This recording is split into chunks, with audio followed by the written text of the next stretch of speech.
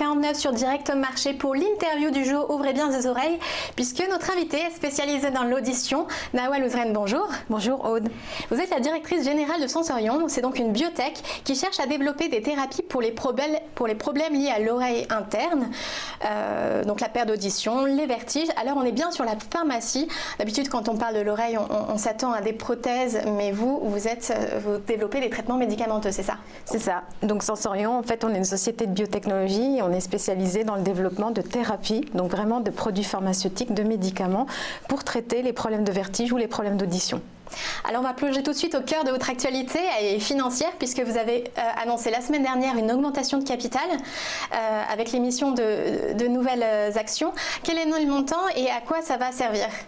Alors on a levé 8,65 millions d'euros la semaine dernière et on a fait rentrer des nouveaux investisseurs institutionnels long terme. On est très content de cette augmentation de capital parce qu'elle va pouvoir financer les programmes cliniques qui sont en cours, de 2 programmes, et ça nous donne de la visibilité assez moyen terme maintenant. Alors à votre capital, vous aviez un fonds de la BPI France et également un fonds de l'INSERM. Est-ce que ces actionnaires historiques ont suivi ou quels sont les nouveaux qui ont souscrit à cette augmentation de capital?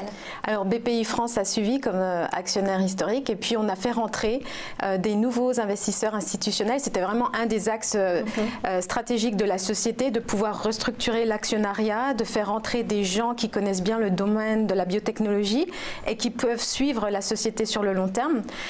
Donc on a 3 nouveaux actionnaires qui ont pris une part importante dans le capital de la société. Je vais citer Novalif Life Science, qui est un fonds américain qui est dirigé par Marijn Dekkers, qui est en fait une célébrité du monde de la pharmacie.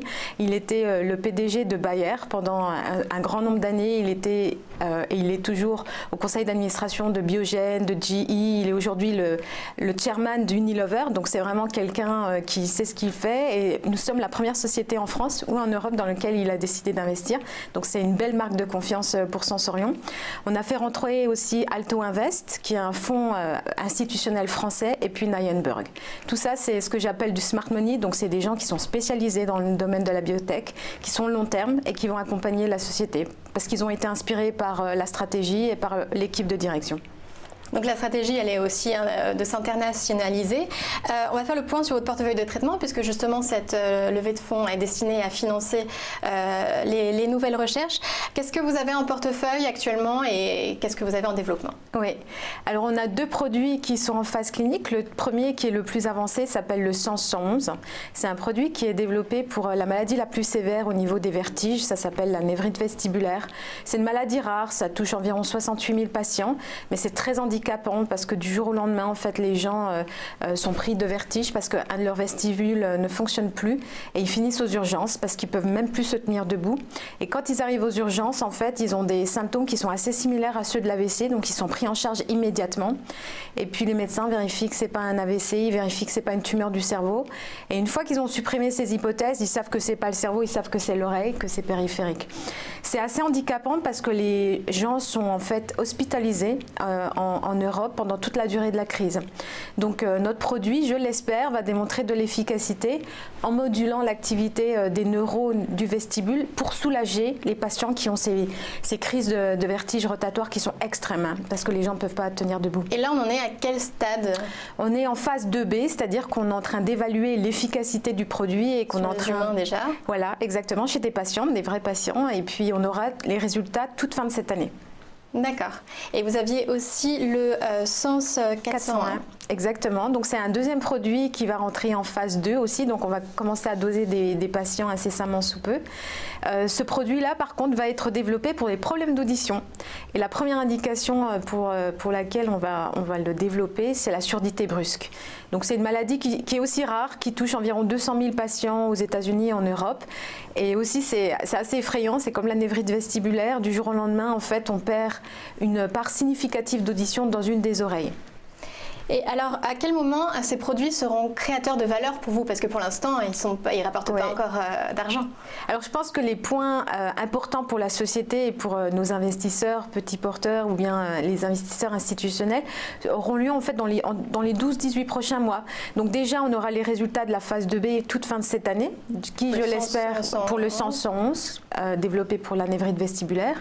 Ensuite, nous aurons les résultats intermédiaires de la phase 2 pour la surdité brusque, mi-2019. D'accord. Et en même temps, en fait, on aura un autre point catalyseur. Donc, je rappelle, en fait, en décembre 2017, nous avons signé un accord préclinique avec Cochlear, qui est le leader mondial des solutions d'implantation. On est en train de réaliser des études précliniques où on évalue l'efficacité du Sens 401 en collaboration avec leurs implants cochléaires pour voir si on arrive à maintenir l'audition. Et on aura les résultats de ces études précliniques courant 2019 et on aura, je l'espère, la décision positive de Cochlear d'exercer leur droit à la licence exclusive du Sens 401 pour cette indication. De récupérer en fait le médicament. Mais juste pour l'indication en combinaison avec les implants cochléaires. D'accord. Et début mai, il y a aussi une actualité concernant le 111, justement, qui a reçu la dénomination de céliforant de la part de l'OMS. Oui. Quand on a un nom commercial, c'est quand même qu'on est vraiment bien abouti.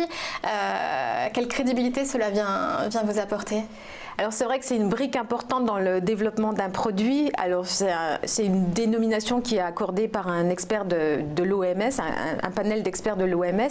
Ce que ça nous donne, c'est que maintenant nous avons en fait un nom unique qui permet d'identifier la substance active de notre produit.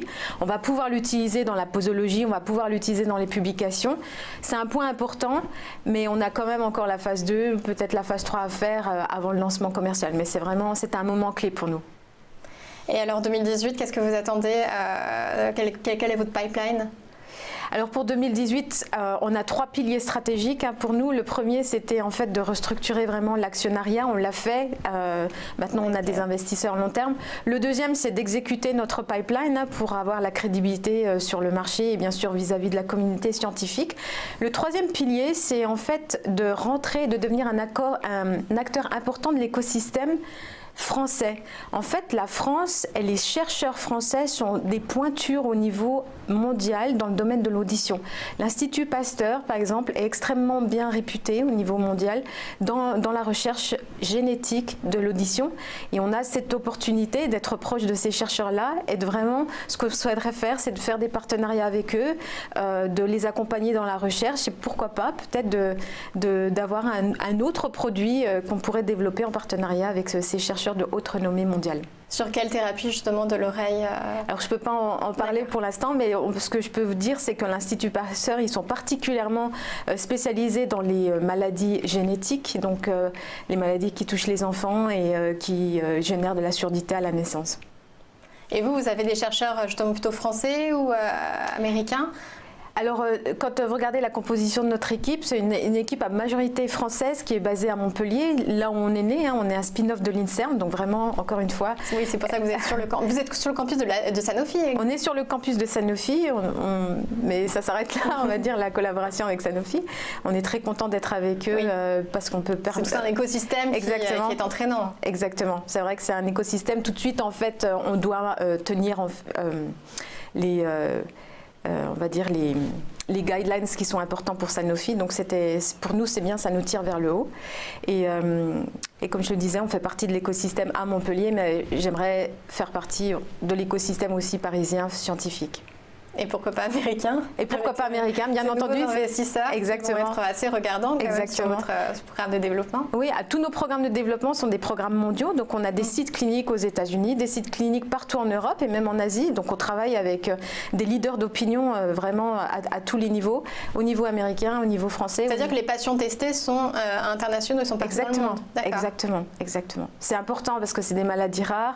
On veut aussi lancer ces produits dans toutes les géographies. On ne veut pas juste être un petit acteur. D'accord. Merci beaucoup Nawal Ouzren. Je rappelle que vous êtes la directrice générale de la biotech Sensorion.